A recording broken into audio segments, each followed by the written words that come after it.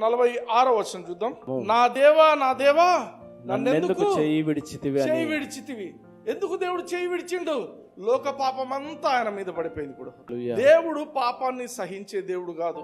ఎవరైనప్పటికీ కూడా పాపాన్ని ఓర్చుకోడు. పాపిని ప్రేమిస్తాడు కానీ పాపాన్ని ఓర్చుకోడు. అందుకేం చేస్తున్నాడు? తన సొంత కుమారుని మీద, యేసు క్రీస్తు మీద ఎప్పుడైతే ఈ పాపం పడిందో ఆయన వదిలిపెట్టేసిండు. యేసు ప్రభు జీవితంలో ఎప్పుడు రిజెక్షన్ లేదు. ఈయన వద్దు అనేటువంటి మాట ఎప్పుడు తండ్రి నుంచి రాలేదు. First time he is facing rejection because of you and me. మన కోసము ఆయన రిజెక్షన్ తండ్రి నుంచి, వీడు వద్దు అని తండ్రి తన ముఖం చాటేసిండు. ఎందుకు? ఆయన పాపం అయిపోయిండు. లోక పాపం అంతా మోస్తున్నటువంటి దేవుని గొర్రెపిల్ల అక్కడ. హల్లెలూయా. నా దేవా నా దేవా నన్నెందుకు, నా తండ్రి అనటం లేదు. ఎందుకు? ఎందుకంటే నువ్వు నేను నా తండ్రి అని ఇప్పుడు పిలవడానికి.